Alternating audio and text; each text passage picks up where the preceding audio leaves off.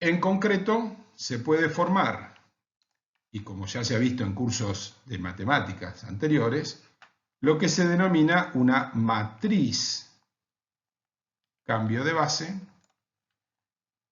con los ángulos y los cosenos de esos ángulos relacionando E'1, por ejemplo, E'1, que es este, que está aquí, esto es E'1, es este, respecto al original 1, al original 2 y al original 3.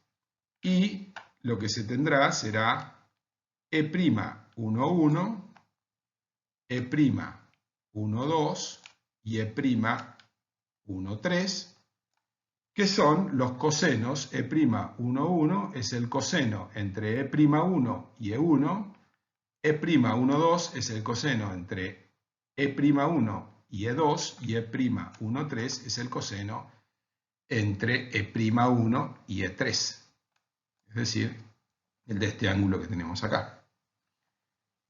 De la misma manera vamos a proceder con E'2 y E'3.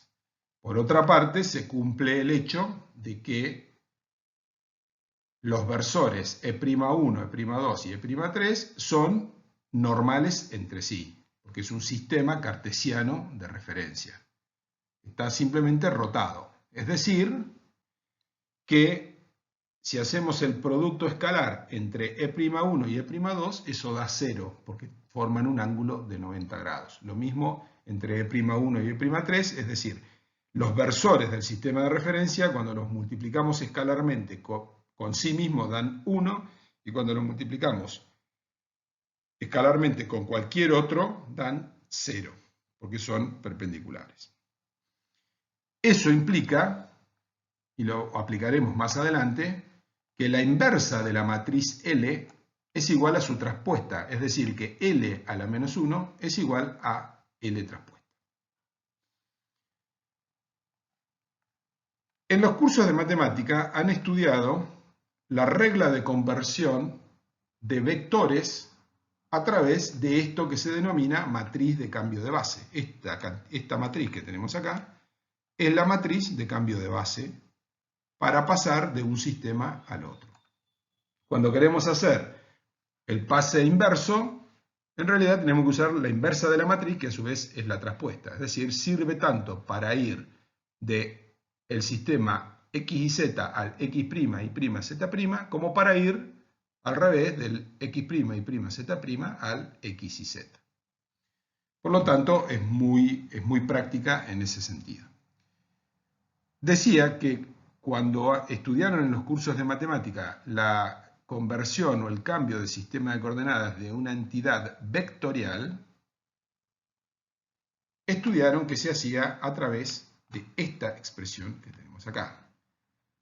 Una entidad vectorial está definida por tres cantidades. Consideremos un vector cualquiera B de componentes Bx, By, Bz en la base B, X y Z, y al convertirlo, al mirarlo desde el punto de vista de la base B', sus componentes son B'X, B'Y, B'Z. Lo llamamos B', pero el vector es el mismo. Es necesario mencionar que los vectores son también entidades tensoriales, de menor orden que el tensor de tensiones, que se expresa como una matriz. El vector también es una matriz, no es una matriz cuadrada, pero también es una entidad tensorial. Pero claro, su regla de conversión es la que estamos viendo acá. B' es igual a L traspuesta por B. Para obtener la expresión del vector en la base B', y eso es B minúscula prima, es igual a L traspuesta por B. Y esto, que ya lo vieron en cursos previos, lo utilizaremos para deducir la manera en que vamos a convertir la expresión matricial del tensor de tensiones. Aplicando esta regla de cambio de base de los vectores, ya estudiada en cursos anteriores, vamos a deducir la regla de cambio de base de la entidad tensorial, es decir, del tensor de tensiones. Obtendremos sigma' en función de sigma, utilizando la matriz de cambio de base L y su traspuesta.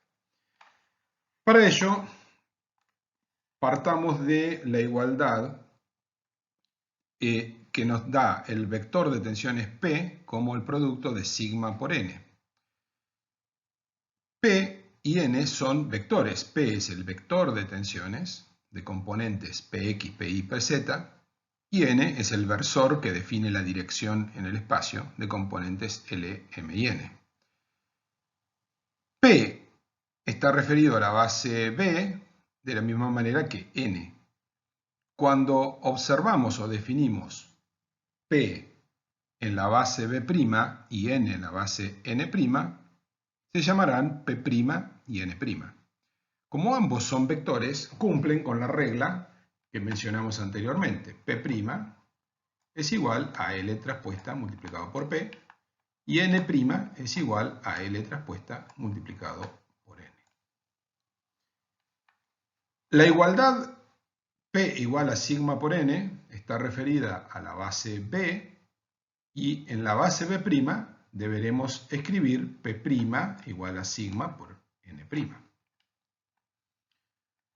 Pero, como habíamos visto aquí, P' es igual a L traspuesta por P. Por lo tanto, este P' es igual a L traspuesta por P, que es la cantidad que tenemos acá. Pero P es igual a sigma por n, por la igualdad que nos da el vector de tensiones como el tensor multiplicado por n, en este caso en la base B. Lo importante es que digamos P igual a sigma por n, porque está todo referido a la base esa. Es decir, P es igual a sigma por n, y después nos queda este L traspuesta que teníamos aquí, multiplicando ahí. Por lo tanto, lo que tenemos es una igualdad que nos dice que P' es igual a sigma' por n' y es igual a L traspuesta por sigma por n. Vamos a tomar este término del lado izquierdo de la igualdad, sigma' por n'. Y vamos a convertir n' de acuerdo a esta regla que tenemos aquí. Donde dice n', vamos a poner L traspuesta por n. Entonces nos queda sigma' y donde está n' nos queda L traspuesta por n. Sigma' por L traspuesta por n igual a lo que tenemos acá del lado izquierdo, igual a L traspuesta por sigma por n. Como del lado izquierdo y del lado derecho tenemos n posmultiplicando de ambos lados, lo que premultiplica a n en ambos lados son productos matriciales, no escalares. No es que estamos simplificando n, sino que decimos, si del lado izquierdo tenemos sigma' por L traspuesta, que premultiplica a n, y del lado derecho tenemos L traspuesta por sigma, que premultiplica a n, obviamente tiene que ser sigma' por L traspuesta igual a L traspuesta por sigma. Y ahora lo que vamos a hacer es simplemente, en esta igualdad que obtuvimos acá, es posmultiplicar por L en ambos lados de la igualdad. Entonces nos quedará del lado izquierdo sigma' por L traspuesta, lo posmultiplicamos por L, y del lado derecho nos va a quedar L traspuesta por sigma posmultiplicado por L. Pero, por las propiedades de la matriz de cambio de base, estar compuesta en sus columnas por tres versores ortogonales, la inversa de L es L traspuesta, es decir, que L traspuesta por L es la matriz de identidad.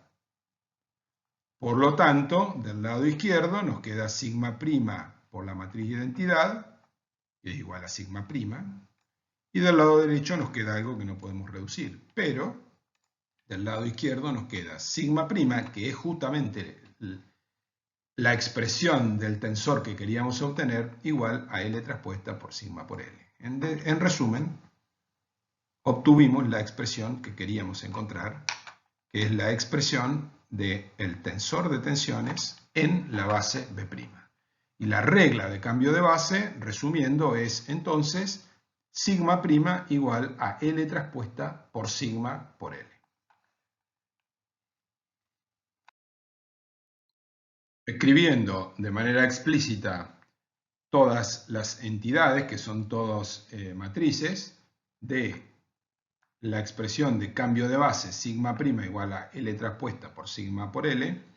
Recordemos que sigma' tenía los índices prima en todos los términos, es la expresión del tensor de tensiones referido a la base B', que se obtiene a partir de la expresión sigma del tensor de tensiones en la base B y la matriz de cambio de base, que era la matriz L. Cuando es L, tiene en columnas los cosenos directores de E'1, E'2 y E'3 respecto a E1, E2 y E3, y cuando está traspuesta tiene los mismos cosenos directores dispuestos como filas. Con esta simple operación podemos convertir el tensor sigma referido a la base B al tensor sigma' referido a la base B'. Recordemos que en realidad ambos, sigma y sigma' están representando la misma entidad física, que es el estado tensional en el punto P del sólido elástico.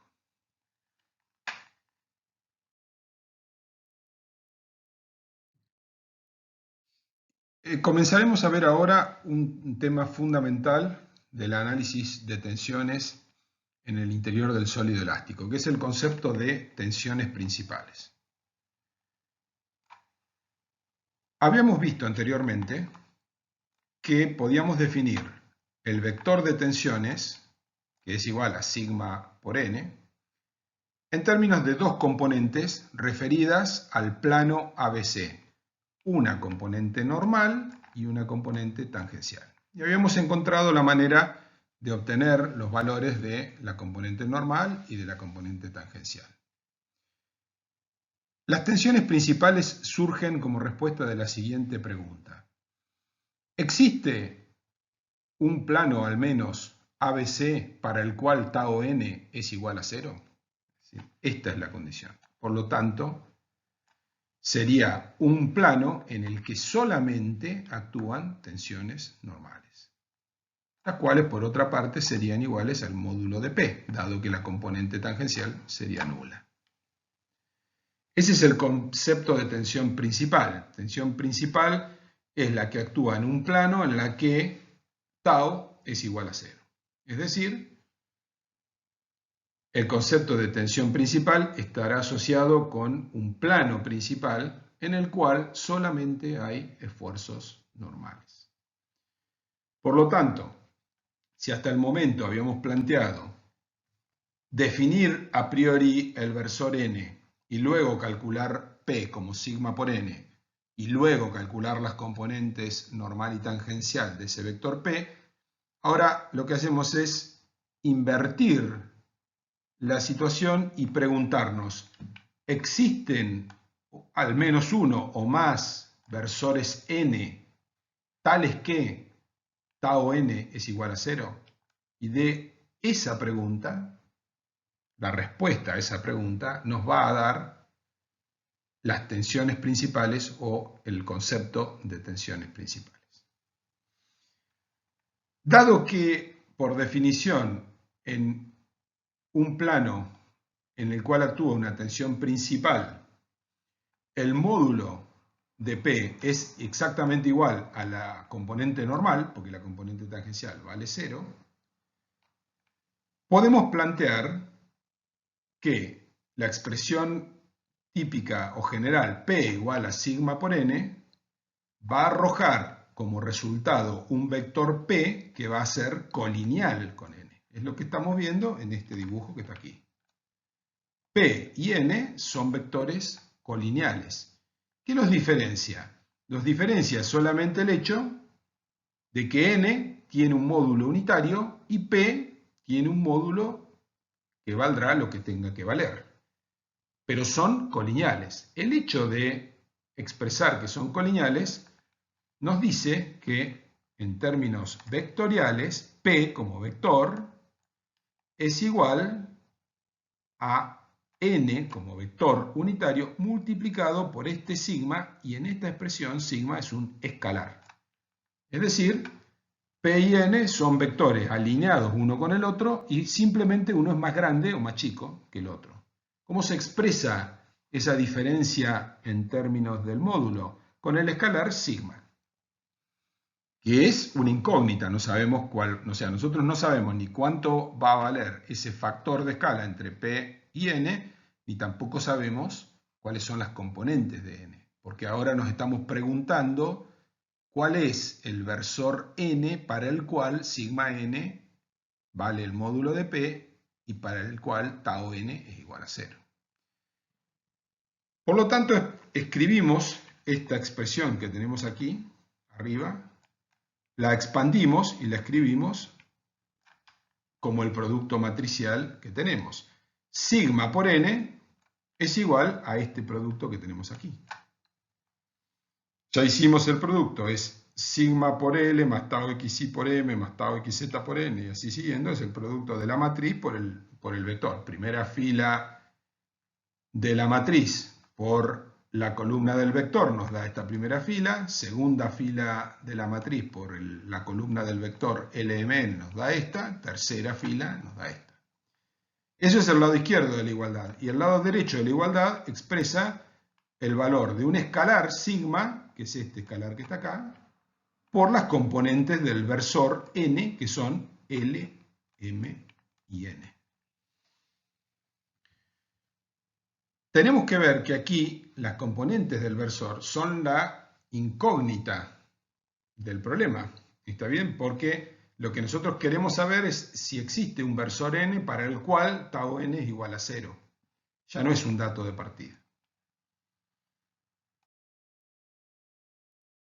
Operando con la expresión anterior, pasamos lo que está del lado derecho restando del lado izquierdo.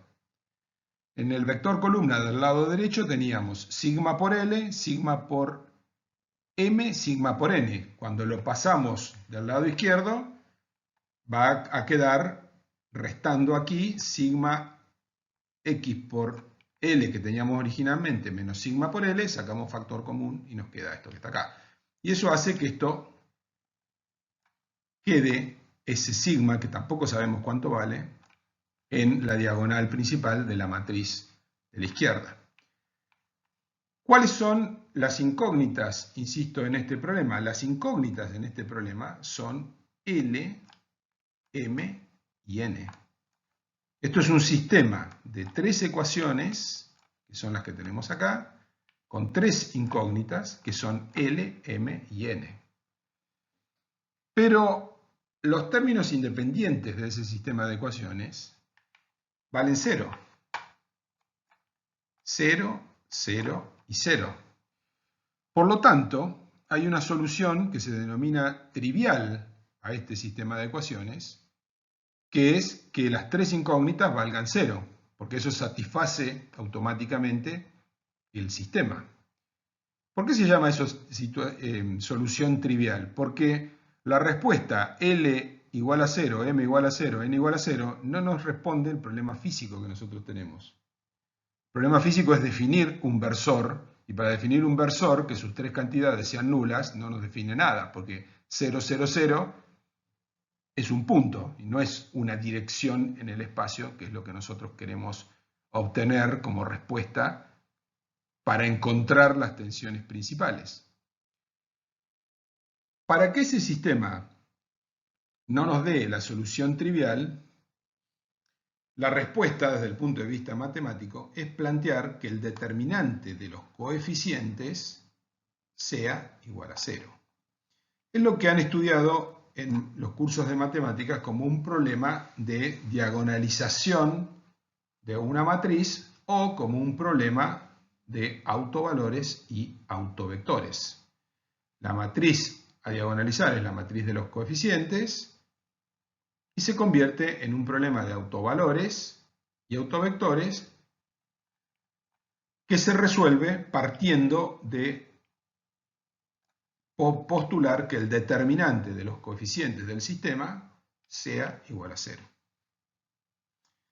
Se calcula este determinante y eso genera una ecuación cúbica que se denomina ecuación característica o ecuación secular. ¿Qué tenemos aquí? Obsérvese. Sigma al cubo, sigma al cuadrado, sigma, un coeficiente que multiplica sigma cubo, que es 1, otro coeficiente que multiplica sigma cuadrado, que es menos esto que está entre corchetes, otro coeficiente que multiplica a sigma, que es este corchete que tiene acá, que posee signo positivo, menos este gran coeficiente que es una constante y que es el término independiente de esta ecuación cúbica. Al resolver esta ecuación cúbica vamos a obtener 3 valores de sigma. Esos 3 valores, que son las 3 raíces del polinomio cúbico, que surge de plantear que el determinante de los coeficientes del sistema de ecuaciones es igual a 0 para que no tenga la solución trivial, esas 3 raíces se denominan tensiones principales. Y nos dicen que la pregunta original, que era ¿existen planos en los cuales solamente haya tensiones normales? Nos dice que la respuesta es, primero, afirmativa, y nos dice también que son 3 esos planos, porque tenemos 3 tensiones principales, es decir, habrá 3 planos en los que solo hay tensión normal y en los que esa tensión normal toma estos 3 valores. En uno de ellos será sigma 1, en otro será sigma 2, en otro será sigma 3. Nos falta todavía definir cómo se ubican geométricamente en el sistema de coordenadas x y z esos 3 planos principales. Para eso, lo que vamos a hacer es reemplazar en el sistema de coordenadas originales los términos sigma por cada una de las 3 raíces que obtuvimos anteriormente, sigma 1, sigma 2 y sigma 3. Ahora, a partir de la resolución del polinomio cúbico que encontramos al plantear que el determinante de los coeficientes, de la matriz de coeficientes fuera 0, obtuvimos sigma 1, sigma 2 y sigma 3, que son 3 valores numéricos. Son 3 valores de tensiones normales. Pueden ser positivos o negativos, porque esas tensiones pueden ser de tracción o de compresión, pero son 3 números. Y ahora tenemos que definir L, M y N. Si nosotros sencillamente reemplazamos en donde dice sigmas, cada uno de los valores sigma 1, sigma 2 y sigma 3, no vamos a obtener una solución, porque siempre en este sistema de 3 ecuaciones hay una que es combinación lineal de las otras 2. Entonces lo que hacemos, o sea, hay una que no nos sirve. Tenemos 3 incógnitas que son L, M y N, y en realidad tenemos solamente 2 ecuaciones, no tenemos 3 ecuaciones. Porque se puede demostrar que una de ellas es siempre combinación lineal de las otras 2. Si hay una que no sirve, porque en realidad es como tener solamente las otras 2, la vamos a reemplazar a esa ecuación, y podemos reemplazar cualquiera. Aquí elegimos reemplazar la tercera arbitrariamente. Reemplazamos la tercera ecuación por una igualdad que podemos definir a partir del hecho de que n es un versor. Esa igualdad es que L cuadrado más M cuadrado más N cuadrado es igual a 1. Quitamos la tercera ecuación, ponemos aquí un 1, porque lo que quiere decir es que L cuadrado más M cuadrado más N cuadrado es igual a 1, y arriba dejamos las otras 2 ecuaciones tales como estaban, y reemplazamos, donde decía menos sigma, vamos poniendo sigma 1, y cuando ponemos sigma 1 vamos a obtener N1 con L1, M1, N1. Cuando aquí pongamos sigma 2 vamos a obtener N2, o sea, la segunda dirección principal. Y cuando pongamos sigma 3 aquí, donde dice sigma i, vamos a obtener la tercera dirección principal. ¿Cómo se ve esto físicamente? Y está relacionado con el análisis de cambio de base que habíamos hecho anteriormente. Que si nosotros tenemos en un sistema cualquiera, X y Z, la expresión del tensor de tensiones sigma a través de las cantidades sigma X, tau XY, tau XZ, tau YZ y las que vimos anteriormente, vamos a tener esta representación que tenemos acá. Obtener las direcciones principales y las tensiones principales implica haber encontrado otro sistema de referencia, al cual vamos a llamar terna principal, y cuando vimos el problema de cambio de base, a ese otro sistema de referencia lo llamábamos X', Y', Z' porque era cualquiera. Pero ahora no es un sistema, una terna cualquiera, es la terna principal, y a esa terna principal le vamos a dar un nombre muy específico y la vamos a llamar 1, 2, 3. No la vamos a llamar X', Y', Z', sino que la vamos a llamar 1, 2, 3.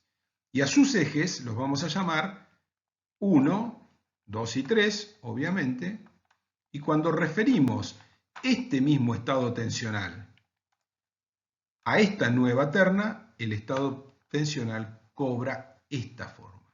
Es decir, en las caras del cubo elemental no hay tensiones tangenciales, hay solamente en la dirección 1, sigma 1, en la dirección 2, sigma 2, y en la dirección 3, sigma 3. En este sistema que se llama terna principal, no hay tensiones tangenciales. Y por lo tanto, en este sistema, sigma toma esta expresión.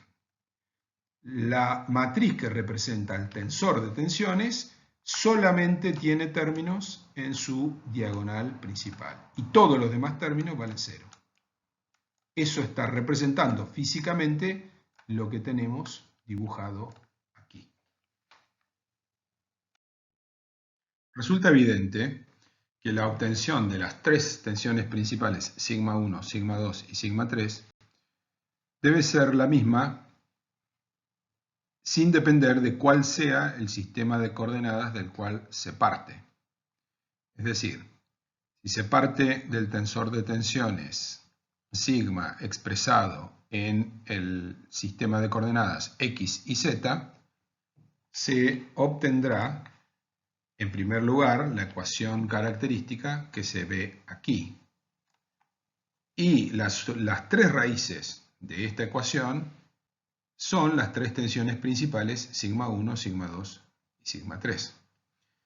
Si se parte del tensor de tensiones expresado en la base B' que habíamos visto hace algunas diapositivas, la ecuación característica tendría en lugar de sigma X, sigma Y y sigma Z, sigma prima X, sigma prima Y, sigma prima Z y lo mismo los tau, tau prima XY, tau prima YZ.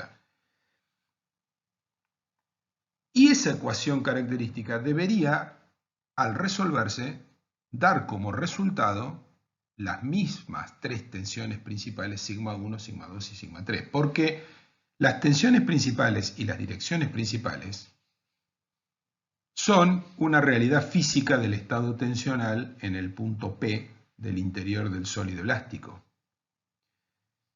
Eso nos lleva a deducir que los coeficientes de esta ecuación, de este polinomio cúbico, este coeficiente, el 1 que tenemos aquí obviamente es un 1, pero este coeficiente, sigma X más sigma Y más sigma Z, este otro coeficiente y este otro coeficiente, no deben llevar a números diferentes cuando cambiamos de sistema de coordenadas. Y eso da origen al concepto de invariantes. Las invariantes del estado tensional son precisamente estos tres coeficientes que tenemos aquí. El primero, que es un 1, no tiene ningún interés desde el punto de vista físico. Obviamente el número 1 es invariante al cambiar el sistema de coordenadas. Pero la conclusión fundamental e importante es que las tres cantidades, los tres coeficientes que están entre corchetes, no pueden variar al cambiar el sistema de coordenadas, porque independientemente de cuál sea el sistema de referencia, la base B, la base B', la base B segunda, la ecuación característica nos tiene que dar siempre los mismos tres resultados, sigma 1, sigma 2 y sigma 3. Por lo tanto, los valores entre corchetes no pueden depender en su valor total del sistema de referencia. Y eso es lo que se llama un invariante. Y aquí retomamos un concepto mencionado anteriormente, y es el hecho de que el tensor de tensiones tiene que expresar de alguna manera la misma realidad física independientemente del sistema de coordenadas. Eso es lo que se denomina objetividad. Una cantidad es objetiva cuando expresa lo mismo independientemente del punto de vista que estemos usando, es decir, del sistema de coordenadas. En el caso del tensor de tensiones, no es la matriz sigma la que expresa de manera objetiva la cantidad, sino que eso está escondido dentro de la matriz a partir de lo que llamamos invariantes. Y esos invariantes son los tres coeficientes de la ecuación característica. Y uno es sigma x más sigma y más sigma z, que es la traza del tensor de tensiones. Y 2 es esta cantidad, e I3 es esta otra cantidad que es un poco más compleja. Pero si observamos detenidamente e inspeccionamos I2 e I3, vemos que I3 es el determinante de la matriz del tensor de tensiones. Este I3 que tenemos aquí. E I2 es la suma de los determinantes de las submatrices que surgen de ir eliminando filas y columnas de igual índice en la misma matriz. Es decir, nosotros eliminamos primera fila, primera columna, y de lo que queda calculamos el determinante. Luego eliminamos segunda fila, segunda columna, y de lo que queda, nos queda una submatriz de 2 por 2. De esa submatriz calculamos el determinante y lo sumamos al resultado anterior. Y por último, eliminamos tercera fila, tercera matriz, y de la matriz de 2 por 2 que nos queda, volvemos a calcular el determinante y lo sumamos a lo que teníamos anteriormente, y de esas operaciones surge I sub 2. Por lo tanto, estos invariantes no dependen del sistema de referencia. Eso significa que si nosotros pasamos de base B a base B', sigma x más sigma y más sigma z va a ser igual a sigma prima x más sigma prima y más sigma prima z. No porque cada uno de los tres términos de la suma sean iguales del lado izquierdo y del lado derecho, sino porque la suma en sí misma va a ser igual. Y lo mismo para I2 e I3. Cuando en particular estamos en la terna principal, en el sistema de referencia 1, 2, 3, por supuesto que los invariantes también siguen valiendo, porque son invariantes frente a cualquier cambio del sistema de referencia. En la terna principal, todo lo que sean taos se eliminan y nos queda una expresión mucho más simple de los invariantes, y 1 es sigma 1 más sigma 2 más sigma 3, y 2 es la suma de los productos de las tensiones principales tomados de A2, e I3 es el producto de las tres tensiones principales. El concepto de invariantes es, como ya se mencionó, fundamental debido a que esconde el hecho de que el tensor de tensiones representa de manera unívoca y objetiva el estado tensional en un punto del interior del sólido elástico.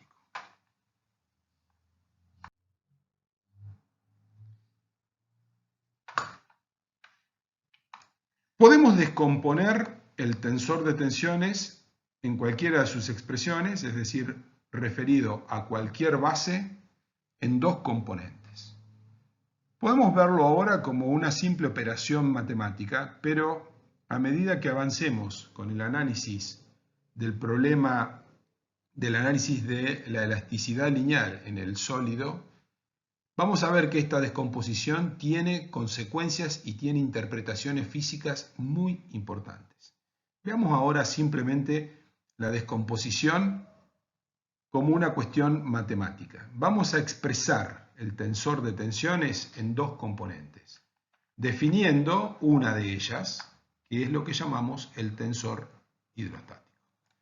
El tensor hidrostático, que se denomina sigma m, es un tensor diagonal que tiene todos los términos fuera de la diagonal principal iguales a 0 y todos los términos de la diagonal principal iguales entre sí.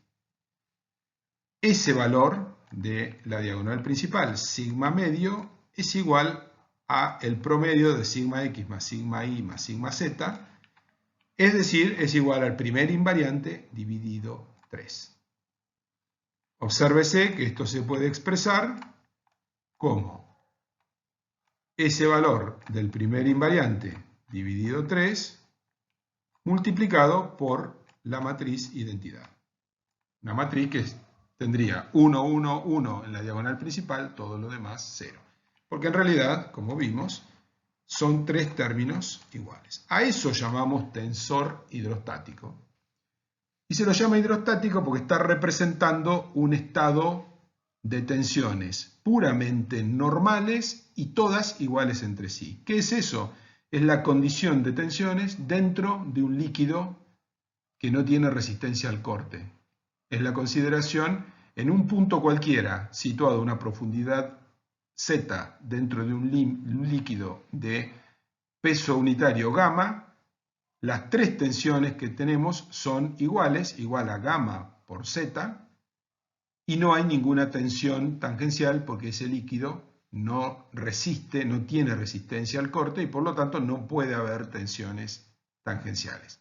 Es un estado hidrostático de tensiones, el estado que tenemos en un punto cualquiera dentro de un líquido. Por lo tanto, ya el tensor hidrostático tiene una interpretación física bien directa, que es la que acabamos de hacer, que representa un estado hidrostático de tensiones. Y ese estado hidrostático de tensiones es igual a el valor medio de las tensiones y es igual al primer invariante dividido 3. A partir de esa definición del tensor hidrostático, que tiene una base, un fundamento físico, surge, por diferencia, el tensor distorsional. ¿Por qué?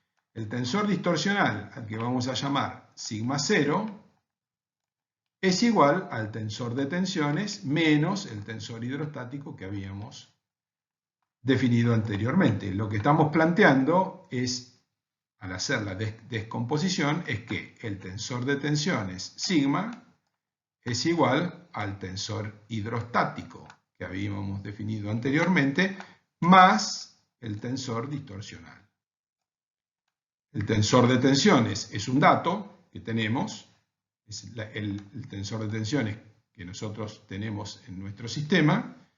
El tensor hidrostático lo acabamos de definir anteriormente y luego el tensor distorsional no lo vamos a poder definir, sino que a partir de esta definición de descomposición vamos a obtener sigma 0 como la diferencia de sigma menos sigma m. Y por lo tanto, como sigma m es un tensor, una matriz diagonal con valores sigma medio en los tres términos de su diagonal, lo único que va a modificar de sigma va a ser estas componentes. El tensor distorsional, en la base x y z, va a tener sigma x menos sigma medio, sigma y menos sigma medio, sigma z menos sigma medio en los términos de su diagonal, y todos los demás términos van a quedar iguales. Los tau no van a cambiar respecto a sigma, que es la definición original del tensor de tensiones. Si expresamos el tensor distorsional en la base 1, 2, 3 en lugar de la base x y z, siempre va a ser de interés ver qué valores toman las cantidades que estamos estudiando así como hicimos con los invariantes, cuando los analizamos en la base principal, porque la base principal es única. Digamos, nosotros podemos partir de cualquier base, B, B', B segunda. La base principal es única, tiene un significado físico particular, ya lo vimos. Es la base en la cual solamente tenemos tensiones normales, sigma 1, sigma 2 y sigma 3. Cuando expresamos en esa base el tensor distorsional, nos queda sigma 1 menos sigma medio, sigma 2 menos sigma medio, sigma 3 menos sigma medio, y el resto de los términos son 0, por el hecho de que estamos en la base 1, 2, 3, que es la base principal.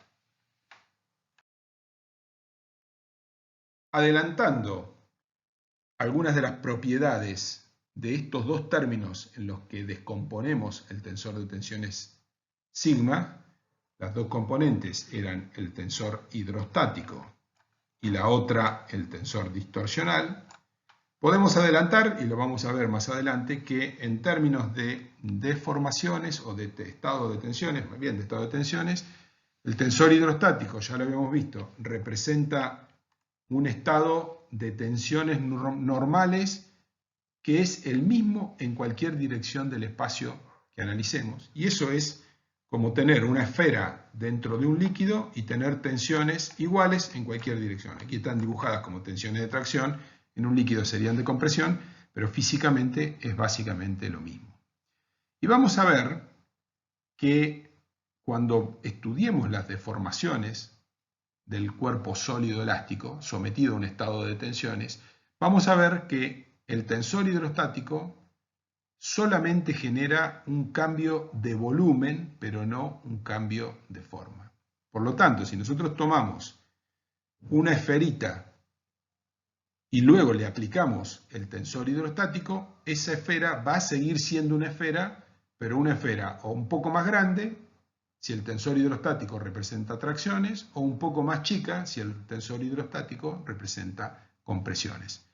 Pero morfológicamente, geométricamente, va a seguir teniendo la forma de esfera. Por lo tanto, el tensor hidrostático provoca un cambio de volumen en el cuerpo o en una porción infinitesimal del cuerpo, pero no un cambio de forma.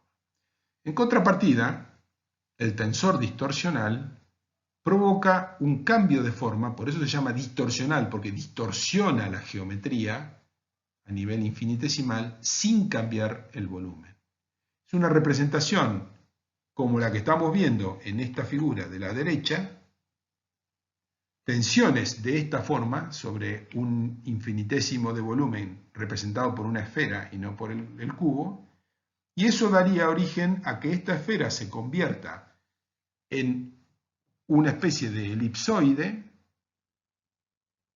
cuyo volumen es igual al de la esfera original, no hay cambio de volumen, pero claramente la forma cambió. Pasó de ser una esfera a ser un elipsoide.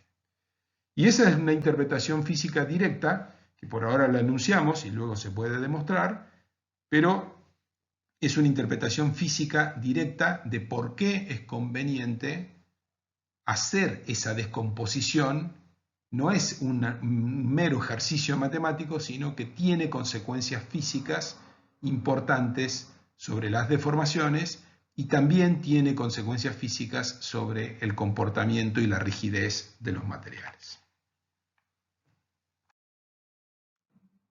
Es importante o interesante determinar los invariantes de la descomposición, o sea, de los dos términos de la descomposición del tensor de tensiones. El término hidrostático o esférico, llamamos sigma m, y el término distorsional, tensor distorsional, que llamamos sigma 0. El primer invariante del tensor esférico, recordando que la componente de la diagonal principal del tensor esférico o hidrostático es sigma medio, igual a sigma 1 más sigma 2 más sigma 3 dividido 3, es decir, el primer invariante del tensor sigma completo dividido 3. Decíamos entonces que el primer invariante del tensor sigma medio es igual obviamente a la traza 3 veces sigma medio, y operando se llega a que es igual al primer invariante del tensor completo. Por lo tanto, el primer invariante del tensor hidrostático es igual al primer invariante del tensor completo.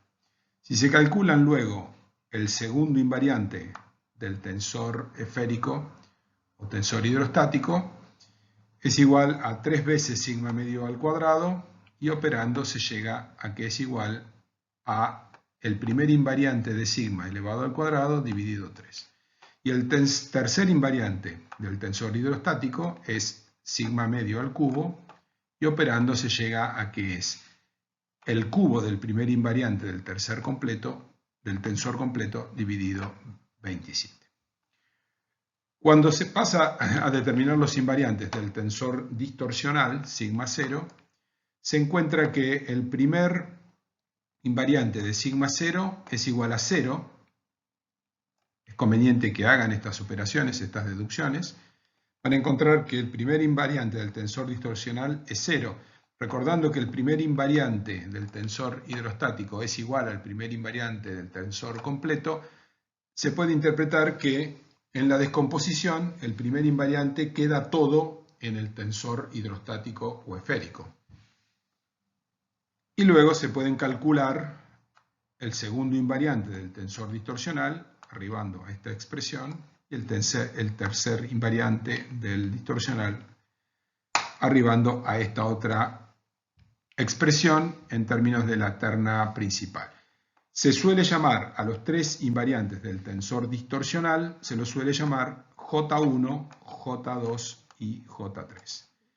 Estos invariantes del tensor hidrostático y del distorsional se relacionan posteriormente con criterios de plastificación o criterios de rotura, participando de manera diferente según sean las propiedades de los materiales. Los materiales friccionales participan de una manera, los materiales de tipo puramente cohesivo participan de otra manera, pero esta descomposición en tensor hidrostático y distorsional y sus invariantes tienen influencia o tienen participación descompuestos de esta manera básicamente en criterios de rotura y en modelos constitutivos de materiales más complejos que los lineales y elásticos que vamos a ver en este curso. Para cerrar el tema de tensiones, de análisis de tensiones, vamos a estudiar una representación gráfica en el espacio de Moore.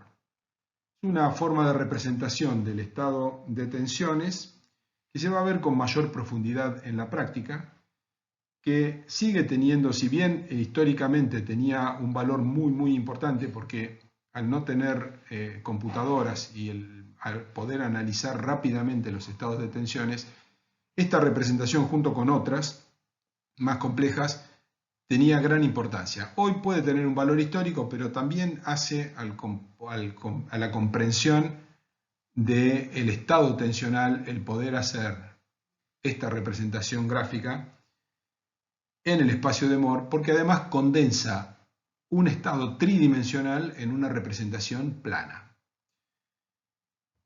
La primera cuestión que hay que considerar es que esta representación se hace partiendo del estado tensional expresado en la terna principal, es decir, conociendo las tres tensiones principales sigma 1, sigma 2 y sigma 3. Y que la referencia en términos geométricos de la ubicación se hará respecto a la terna principal. Es decir, que primero hay que tener determinadas las tensiones principales y las tres direcciones principales. El espacio de Moore, esta representación, se hace en el plano porque representa la componente normal, sigma n, y tangencial, tau n, las dos componentes del vector de tensiones, para una dirección n determinada referida, insistimos, a la terna principal. Este versor o esta dirección en la cual vamos a determinar la componente normal y la componente tangencial del vector de tensiones se expresa con sus cosenos directores L, M y N, y podemos verlo en términos de ángulos diciendo que el ángulo alfa es el que representa el ángulo entre n y el eje 1, este que está aquí. El ángulo beta, cuyo coseno es igual a m, representa el ángulo entre la dirección n y el eje 2 de la terna principal, y que gamma es el ángulo cuyo coseno vale n, que representa el ángulo entre n y el eje 3.